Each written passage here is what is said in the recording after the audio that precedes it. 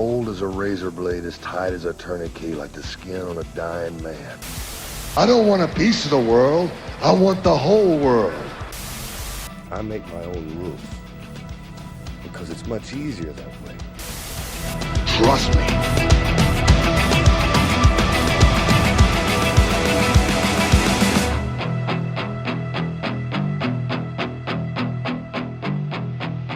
What's up, everybody? It's Marcus D'Angelo, and we're back for another episode of The Snake Pit. And of course, I am joined by the Hall of Famer himself, the master of the DDT, Jake the Snake Roberts. Jake, how you doing, brother? Oh, doing sweet, man. Just rolling around. Rolling around.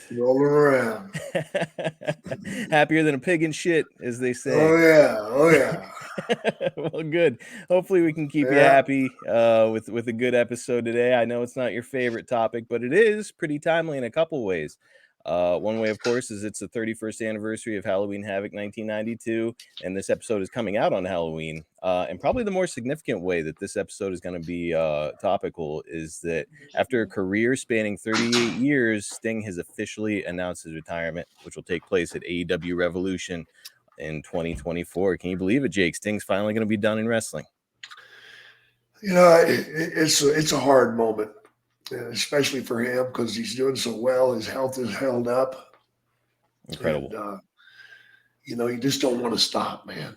You just don't want to stop. But to tell you the truth, man, I was getting scared for him when he started going through tables and off ladders and, because it don't take much to break these old bones. No. I mean, he is 64 years old doing stuff that I don't think I would ever feel comfortable doing. No. I mean, definitely not, man. Testament to him and his athleticism, for absolutely. Hats off, man. The big salute, everything, man. Go Sting, go. Incredible. He will be missed. Oh, for sure. And I mean, it's like I said, nearly 40 years as an active wrestler, which is just remarkable. And what's even more remarkable is that fans have remained so interested for all of those years. Yeah. What do you think it is about Steve Borden that makes him connect with the audiences so well? Just a mystery. The man is a mystery. People love mysteries, man. They want to figure you out. The paint gives a mystique of mystery. The paint hides a lot more than you know. It'll hide some flaws, hide some wrinkles, maybe. Yeah. Ask women. I'm not saying he's a woman. Well, no, of course. But like putting on makeup. Yeah, absolutely, man. He covers up a lot of things. Can erase a lot of flaws. Main thing, it covers up your facial grimacing and stuff is covered up. You can't see it. So it makes you wonder, what's he thinking? I can't tell what he's thinking. That's a good point, too. And something I never really thought about, because he even kind of like paints the frown on sometimes. It's like, all right, is this dude going to kill somebody or is he insane? Right. Both. It might be both. And lastly, before we move on to our topic, Jake, I wanted to ask you this. If you could book it, who would you put Sting against in his final match with AEW? Oh, gosh. I don't know, man. Tough one. Know. Yeah, that's a real tough one. I'm going to stay out of that one. I mean, there's so many great options. And I mean, like, kind of the easy thing to say is like, hey, Kenny Omega, maybe the hottest guy in AEW. I don't know. I kind of want to see him and Darby Allin. Ooh. Right? Ooh. Right? That's mean. Tag team partners turning against each other. Oh, my God. Yeah, it could be fun. Sting goes out a heel? No, never happened.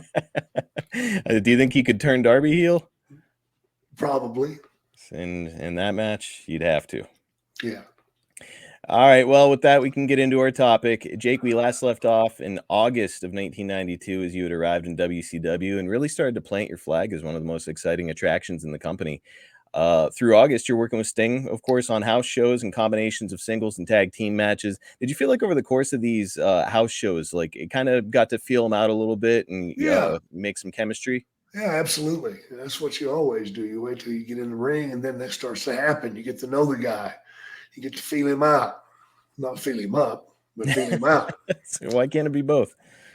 I don't know.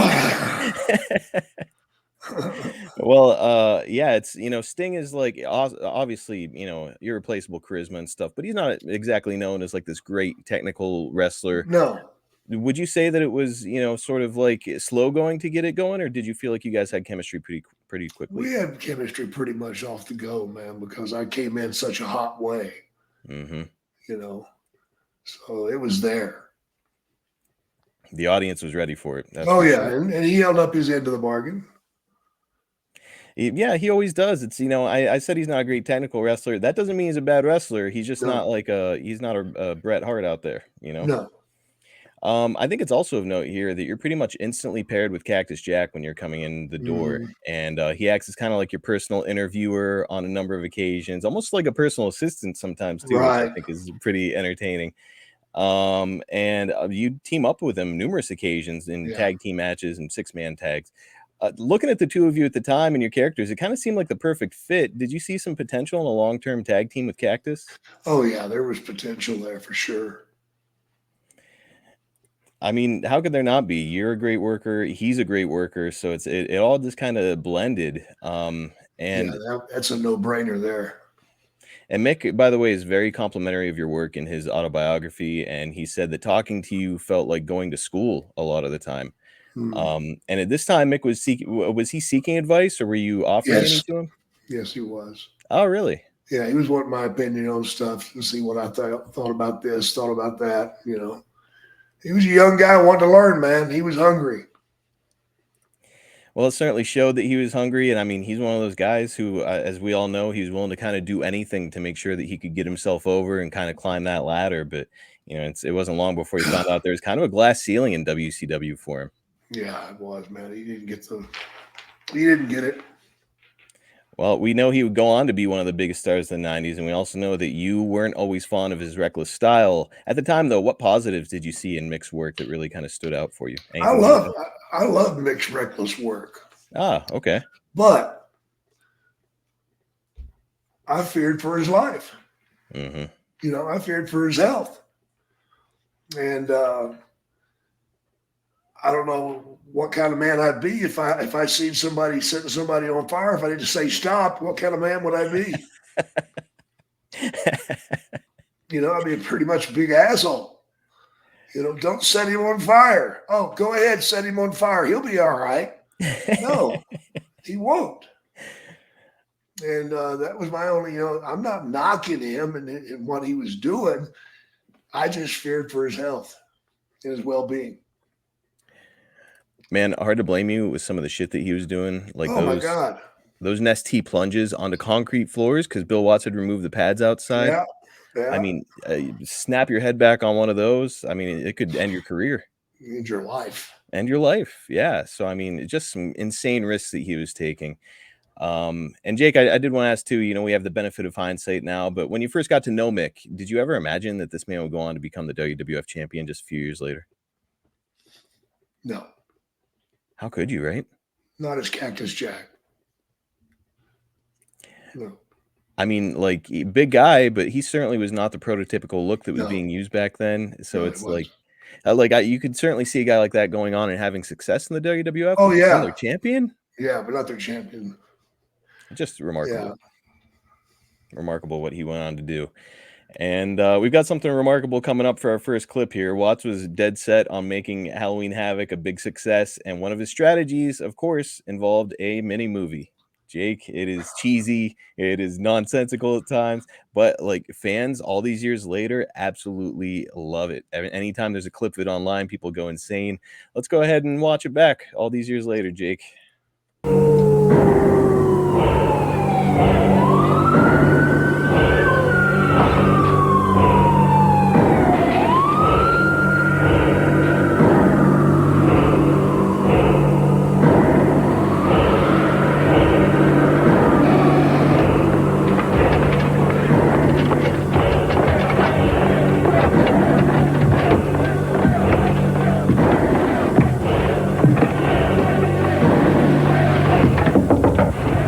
Spin the wheel. Make the deal.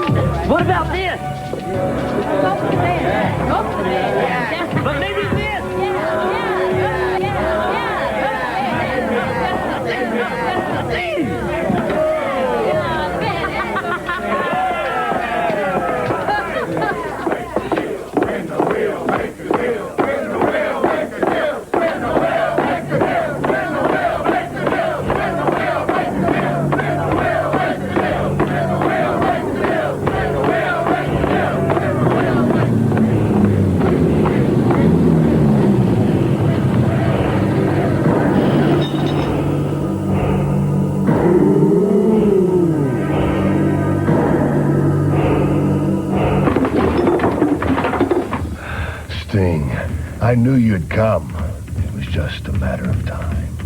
Yeah, I'm here, so what's the deal? Sting, I'm going to finish what I started in Baltimore. When I get done with you, you'll wish you'd never been born. You talk too much. Get to the point. What's the deal? Sting, relax. What's your hurry? I'm gonna take my time and enjoy this moment. Cut the crap. Do I have to come over there and kick your... Sting, you don't get it, do you, man? You don't have a clue. Look around you. This is my playground. These are my people.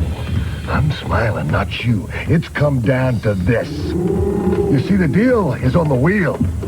At Halloween Havoc, your worst nightmare will come true. 12 of the toughest and most brutal matches in wrestling. That's right. Brutal.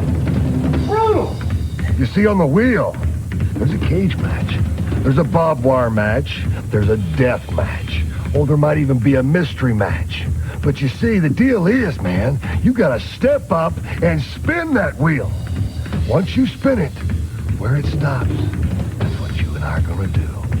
And what happens? Well, we both go in the ring. One man comes out. The other? Well, no. You think I'm afraid of some wheel? You think I'm afraid of you? Step out of the fog, Sting. Clear your head. You're not thinking. I'm the master of all these matches. This is no game for me. This is fun, but it's not a game. We play it on my turf and my terms. So good luck, Sting. You're gonna need it.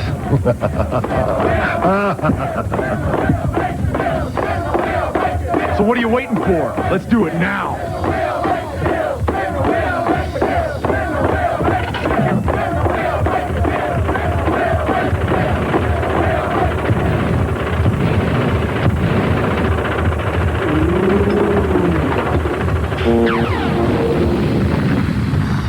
To be continued. At Halloween Havoc 92. Laser eyes, dude. Oh my God. So Jake, 31 years later, what did you think? Well, I did a good interview. Yeah, My shit was spot on. it was. And by the way, Meltzer in The Observer was very, very complimentary. Like, Jake's acting skills, very good. All like very well executed. Yeah. And it was. I mean, do you remember anything about that night? Not at all. I assume it was like a fairly long shoot, but God, you probably tried to forget it. Yeah, it wasn't too bad. No, I thought it was really entertaining. Yeah, I mean, it didn't quite fit though, given like the realistic old school direction Watts seemed intent on taking the promotion in. So I don't know. I mean, maybe it didn't fit, but it certainly was pretty fun and memorable. It was entertaining, and it got a lot of people talking. By the way, I think you guys did record pay-per-view numbers, and pretty much unanimously, everybody's like, yeah, it was that mini movie kind of drew everybody in. Yep.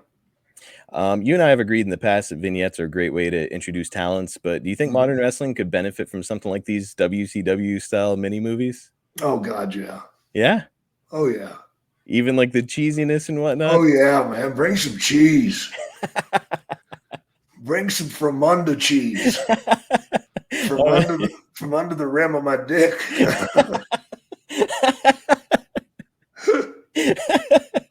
We can include that in the mini movies. Why not? Yeah. Jake, here's something that you and I have touched on a couple times before, but it's definitely worth revisiting right now in more detail.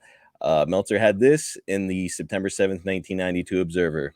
A near disaster was averted 9-6 in Dallas when during a Sting and Koloff versus Roberts and Invader match, a man in a walker in his 70s pulled out a pistol and fired a shot. Apparently, either he shot the ground and the bullet ricocheted and went through the ceiling, or someone grabbed his hand as he went to shoot and slammed it down, so he shot the ground.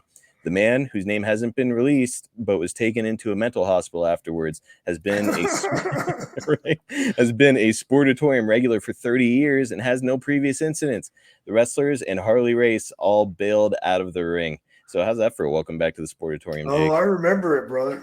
Can you tell us about it a little bit? Fuck yeah. I heard that noise. I knew what the hell it was. I dove out of the ring, man, hit the floor. I left Sting in the ring going, woo, woo. He didn't fucking get it. So he didn't know that it was a gun that went off. No. Oh my God. Any idea how long you stayed under that ring before you knew the coast was clear? Long enough. I mean, when you get back to the locker room, is everybody just in a state of absolute shock? Like somebody fired a gun in the arena. Yeah. Oh my God. Well, look, unbelievably, you guys finished the match and Sting would pin Super Invader. How in the hell do you gather yourself up after somebody tried to literally murder you in the ring, Jake? You just go on with it, man. You know, I remember that night, man. And, you know, it certainly gave me an energy boost. You know, I do remember that. And, but just getting back in the ring and continuing the match was the only thing to do. Yeah. And by the way, they continued the show afterwards. Yeah. Like the main event still went on. Can you imagine a show nowadays if there was a shooter in the building continuing? Oh, they'd evacuate the whole building. Oh my God. Like probably for days. Yeah. Yeah. Several. Yeah. but you guys are like, all right, is that guy out of here? I'm pretty sure it was Cactus Jack. Gotta be Cactus. Yeah, he has that bang. Yeah, he didn't like the match. Dude, just fucking insane. And even crazier, you guys finished the match. Kudos to you. What a bunch of pros. Yeah, man. I do feel like we should at least mention that your tag team partner there, Super Invader, is actually the former Hercules from the WWF under a mask with the gimmick of like an Asian assassin. You'd be paired with Ray a lot here during this run, but he'd be gone from the company by October. What did you think of his new gimmick as the Super Invader? It didn't matter. I love Ray Hernandez, man. He was such a wonderful guy. You know, he had his demons too, just like I do, and you know, they got the best of him. But he's such a wonderful person deep down. Just deep, and what a wrestler! Great wrestler. He could do it all, man. I keep hearing that about Ray from a bunch of different people, and that's something that doesn't get discussed very often. Is like, you know, I think a lot of people saw him as like a body guy, but no, the guy could really go in the ring. He could go. Seasoned, experienced. He could do whatever you wanted. It is just funny. Sometimes it was dangerous if you let him do what he wanted. How so? He'd invent new things. Oh my God, we talked about this over SummerSlam '88. He did like the fly or something. The fly. What is it? What is it? I don't know. We'll figure it out. Shoots me off. It is funny though that they put him under a mask here. It's just such a WCW thing. This guy was on the WWF, the biggest stage. He's got a bunch of name equity, and they're like, "Hey, let's cover his face." Yeah, so he's a nobody. Makes a lot of sense, don't it? Just so ridiculous, dude. And that's Bill Watts. Yep, Bill Watts. I mean, classic WCW shit too. They just like, you know, they take a good thing and fuck it up. Yeah. The Observer also reports that the day after the shooting at the Sportatorium, you suffered a concussion during a match where you were teamed up with Rick Rude against Sting and Nikita Koloff. You would go on, Jake, to miss about 10 days, and even apparently have to return to the hospital about a week later. So, I mean, this must have been a really bad one. Do you recall what happened? No, I don't remember anything. I bet with a concussion like that. No. Good Lord. Nothing. Still don't. It's still just a blank spot in my life. So, I mean, you're talking about many numerous days where it's like all of a sudden you're in the ring and then it's like, okay, now I'm in the hospital. Yeah. I didn't know shit. That is a hell of a bad concussion. Would you say that that's the worst concussion of your career? Yeah, definitely. That I remember. See how I did that? Yeah, maybe you had another one. Took it to you, took you back. You had gotten used to working with Rude over the course of a long program 4 years prior. Now he's your tag team partner. What do you think about tagging with him as opposed to working against him? That's just brilliant fucking thinking. Right. Jesus Christ. More WCW stuff, right? Yeah, man. Jesus Christ. Why do that? There was no need to go there. All it does is tell everybody it's phony shit. Yeah. 4 years prior, he was like, I was wanting to kill you. Yep. And now we're fucking tag team partners. Yeah. Brilliant.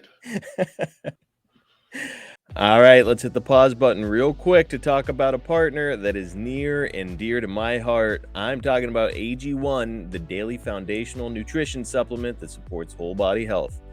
Guys, before AG1, I used to wake up every morning and I was taking a bunch of multivitamins and supplements, and I hated it. I mean, getting all that stuff was expensive.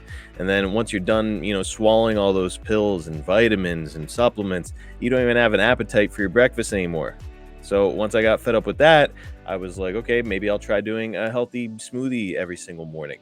Well, the smoothies tasted good, but you have to go and get all the ingredients, and then it takes time to measure out portions. And then when you're done, it takes even more time to thoroughly clean the blender and make sure that you get underneath all those blades. And it was just eating up so much of my time.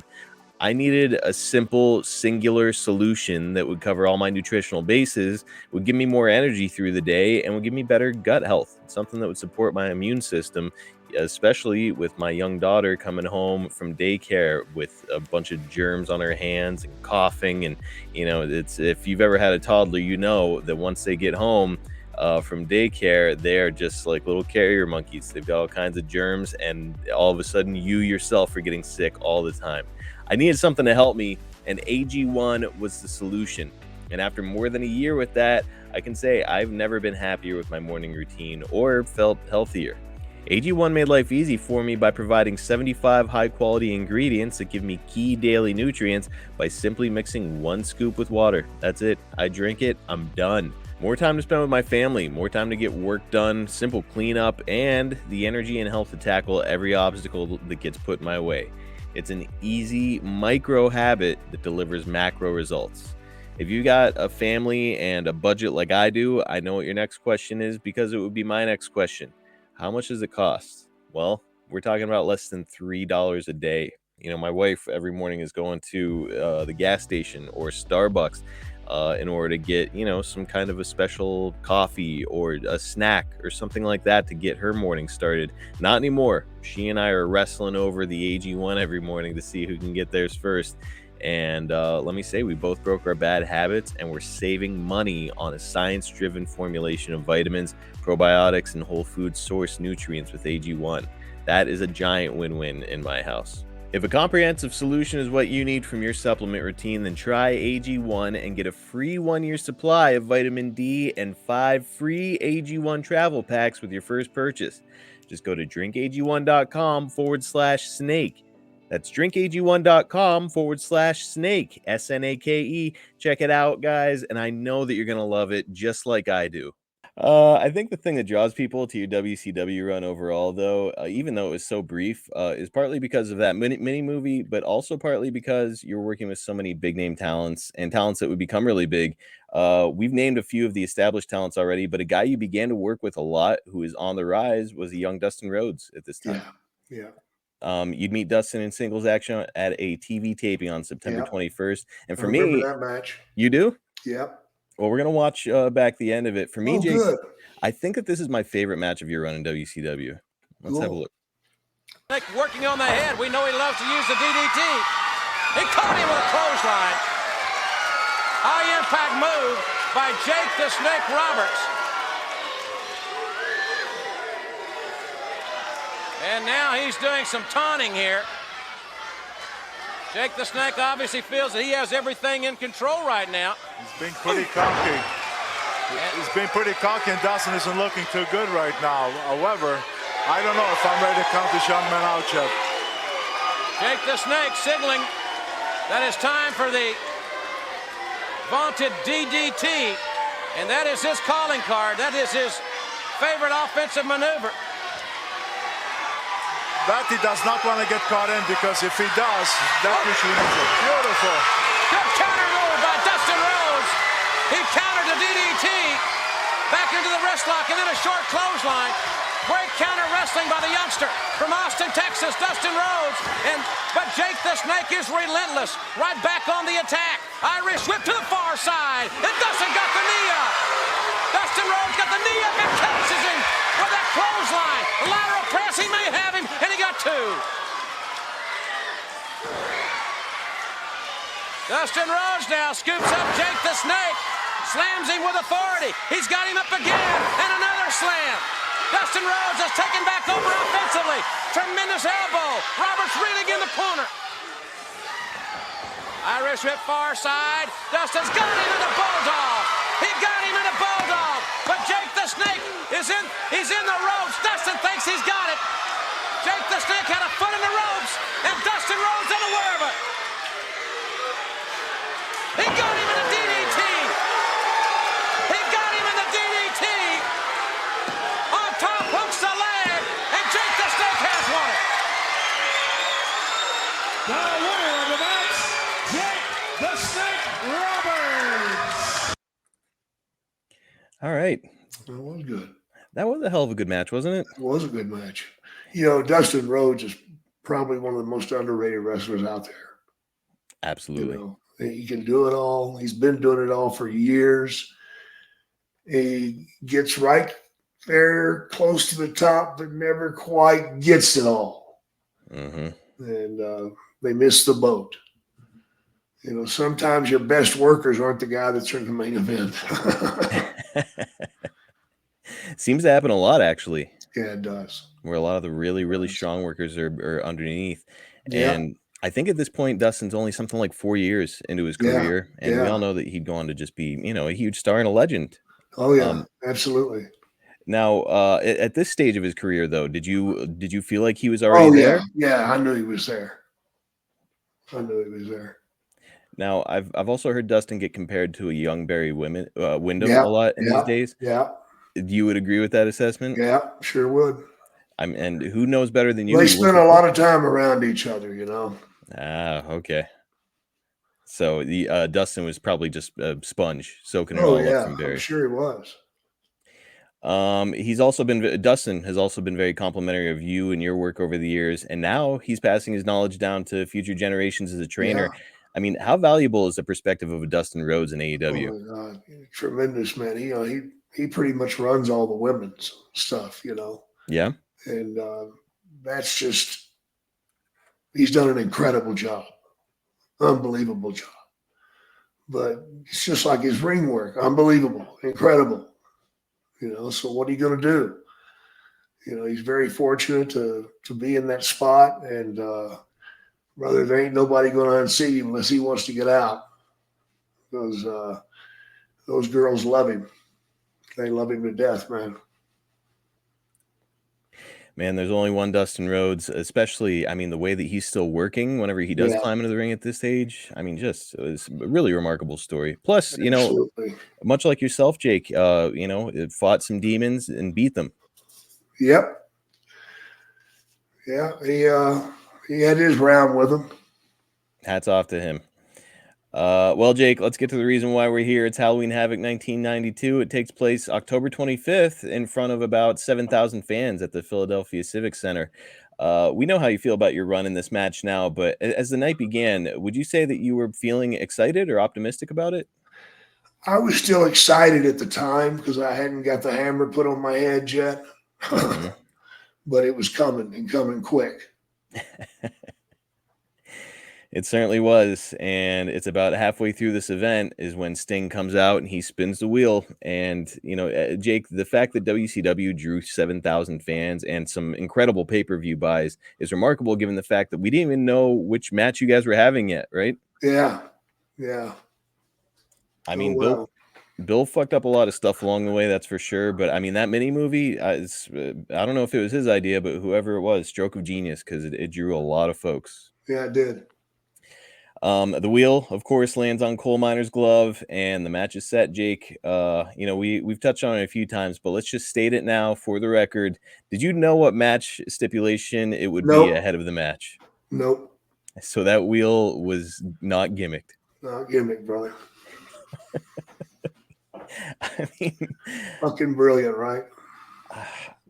Hard to wrap your head around that kind of logic out of WCW or Watts for that matter. Like, yeah, just whatever happens. We'll be fine. My God, just absurd. And of the options available, though, Jake, did any of them stand out as the best case scenario for you? A cage match would have been fine for me, you know. Mm-hmm. I could have done a lot more in a cage match than I could have done with what we got. Just the pole. I can't climb no pole. Snakes don't climb poles. It ain't happening. But right there, it takes away the mystery and the anticipation of me getting halfway up there and sliding back down. No, I can't do it. I mean, I assume you're backstage in the locker room when all this is going down. Like when you hear, like, "Hey, by the way, it's a coal miner's glove match," are you just like fuck? The fuck are we doing? Fuck, are you serious? I mean, so many great options.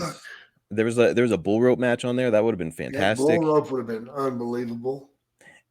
By the way, there's one on there that I had to look up because I didn't know what the hell they were talking about. They called it a Prince of Darkness match. It's a blindfold match. Yeah. And it's okay. Jake was in a blindfold match at WrestleMania. I can do that. Yeah.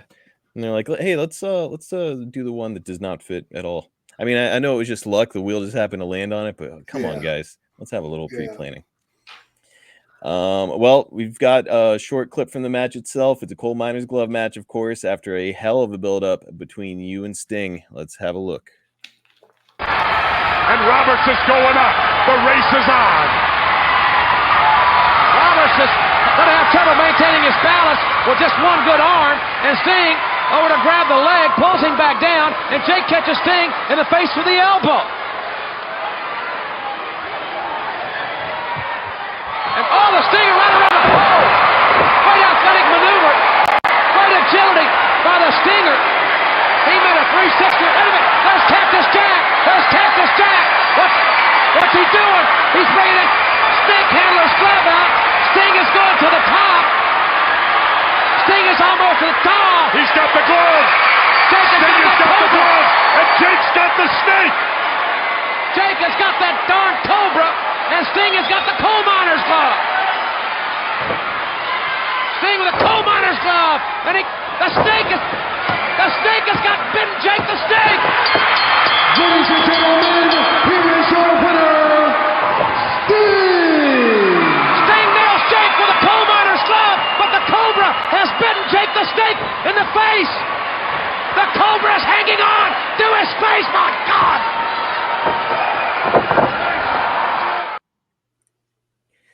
All right. Yeah. Oh boy. So the coal miner's glove, all that build up, and they're like, okay, this is the most dangerous weapon, and then he like hits you in the back. But that damn snake, you're too focused on that thing because it's not cooperating with you. No, it wasn't. It was a bad snake. Oh boy. But it did bite me in the face, so it looked like you were trying to get him to bite you, or yeah, what? it was. Okay, so I didn't know if you were just trying to make it look like you were like he got you, but you actually wanted him to bite you. Yeah. I wanted him to bite me and hang on so I could let go of it and just shake my head and the snake would be, Now that would have been a hell of a visual. Yeah, but it wouldn't cooperate. Afterwards, that wound from the snake. I mean, what's it like getting bit by a cobra, Jake? I don't think most of us will ever know. It's like fucking shaving scratch. Really? Oh yeah, it didn't hurt. Wow. No. All right. You'd think that they could really sink in and get you bad. No, it didn't hurt at all, man. Well, I mean, disappointing match stipulation, and it is funny too watching it with the snake because you bring him up and it's almost like you look at him like, "Hey, what the fuck?" And then you bring him back and then he gets you. Yeah, that's kind of bad. All right. Well, I mean, what could you do? You're trying to sell this. They wouldn't cooperate, man. Right. What are you gonna do? When your snake won't work. We've all been there. We need blue chew. I haven't. A disappointing match stipulation ruins what could have been a pretty fun blow off between you and the Stinger, which brings me to a fan question from Peter D. Hi, Jake. After a match that goes bad like this, do you go back to the hotel room and spend the night agonizing over what could have been? Absolutely. Absolutely. Yep. Oh, God, yeah. Yeah, I know. I was sick after the match. I was so disappointed in myself that I hadn't brought enough or brought the right attitude or brought something that could have made it better. I know Sting worked hard, but I failed to show up, basically. A lot of it had to do with the fucking stipulation. I just couldn't get my head around what the fuck am I doing. Right. Well, and I mean, them springing something on you like that, I mean, that's such bullshit to put a wrestler in that position. Yeah, absolutely. You know, especially for a show where it's like, okay, we're getting all these buys, we've invested all this money, we've got 7,000 people that are showing up to Philly. Let's just fucking wing it. Like, what are we talking about here? It's so ridiculous. Man. It could have been so much fucking better. Could have been so much fucking better. Now, benefit of hindsight, Jake, looking back on it, let's say that you're stuck with the coal miner's glove match, whatever. Is there anything off the top of your head that you think you could have done differently or better in that match? Well, I could have been in better shape. That wouldn't have hurt. Ah, okay. You know, I think I was getting a little heavy, and which is no excuse, but is the truth. And, you know, I was struggling with my addiction. You know? Yes. And that's probably a lot of it too. But I'm not going to look back at that real hard right now because I just don't want to be in a bad mood. I don't blame you. And, you know, by the way, it's big of you to put a lot of the blame on yourself. And, but however, there's plenty of blame to go around there. I think a lot of people deserve it. Oh, yeah. You know, Bill Watts deserves 2 scoops anyway. Oh, that no good cocksucking motherfucker. Motherfucking fat fuck. I stole your line, so you had to come up with some man. new shit. So we're almost near the end, Jake, but before we go, you know, speaking of Watts and his bullshit, the November 9th, 1992 Observer reports that viewers had cable operators were disturbed by the excessive violence on display with you and your snake, and Watts would tape an interview banning the snake entirely, even as a prop. Can you tell us about that a little bit? I had no idea it was going down. Really? No. No warning. I went to the next taping, and they said, Jake, you're ready for your interviews? Yeah, let me get the snake. I go get the snake. They come out, and the fucking guy that's doing the countdown says, hey, man, the snake's been banned. You can't bring it out here anymore. I'm like, what? Yeah, Bill Watts, he banned the snake. It's done. You can't use it anymore. You didn't even hear it from Bill himself? No, fuck no.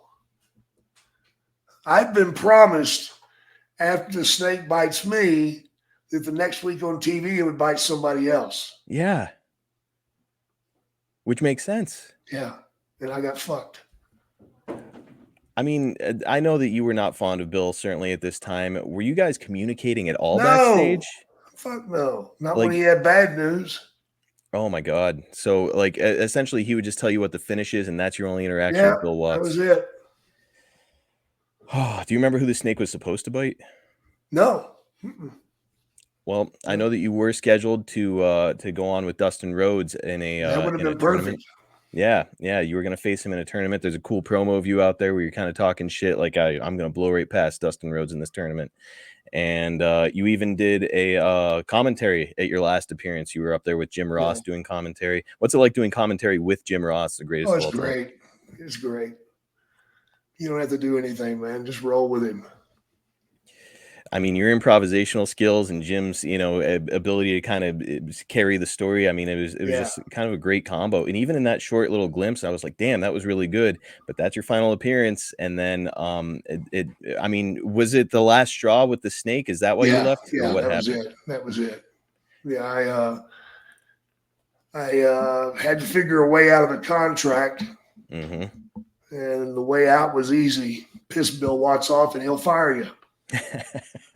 So I went to him and said, I'm going into rehab, man. I think I need help. So he fired me for going into rehab. Okay.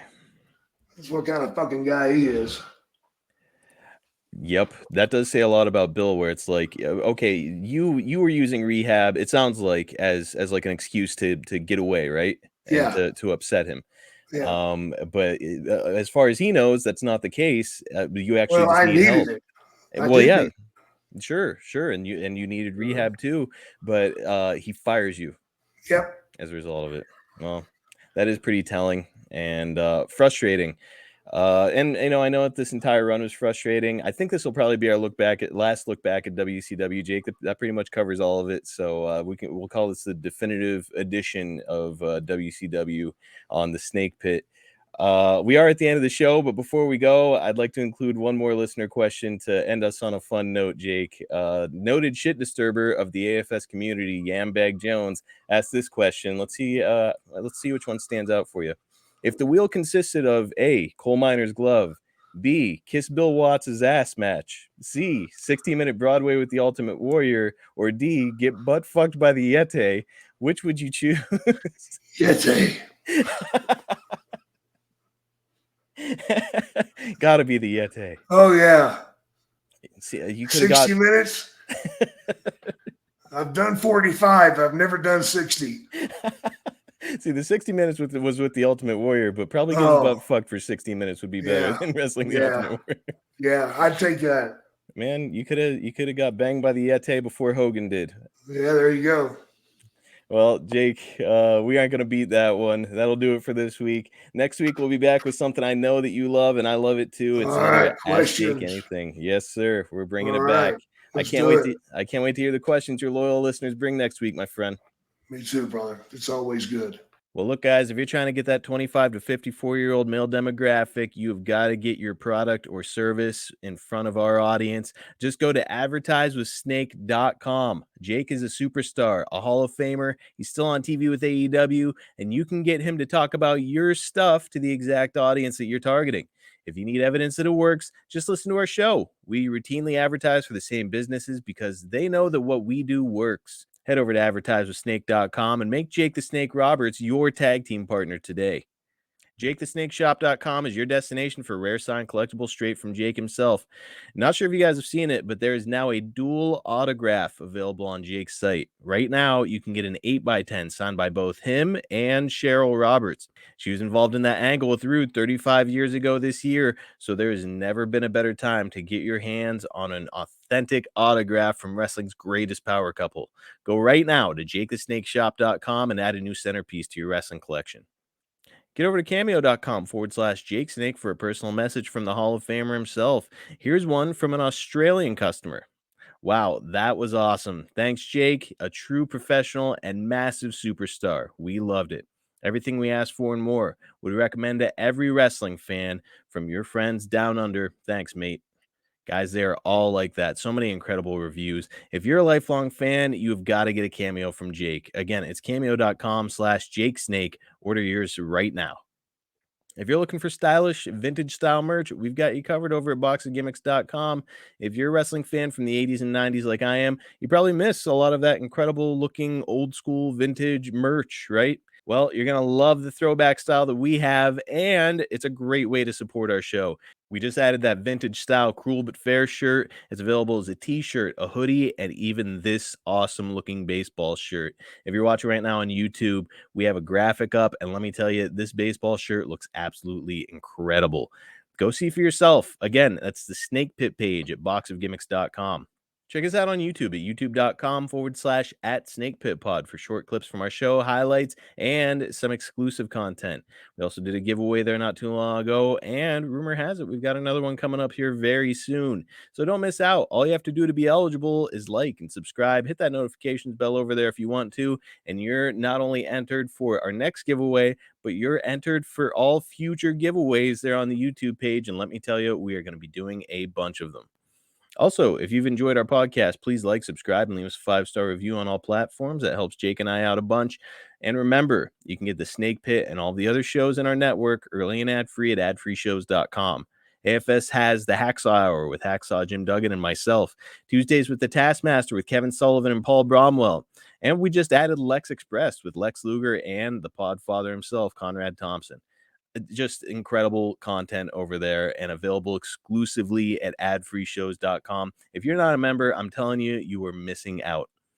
Catch Jake on X at Jake Snake DDT, on Instagram at Jake the Snake DDT, and on Facebook at Real Jake the Snake. You can follow me at Marcus P. D'Angelo on X, and you can follow the podcast at Snake Pit Pod on all social media platforms. Man, what a fun look back to a very interesting time in Jake's career there in WCW. There is more to come. We will catch you guys next week right here on the Snake Pit.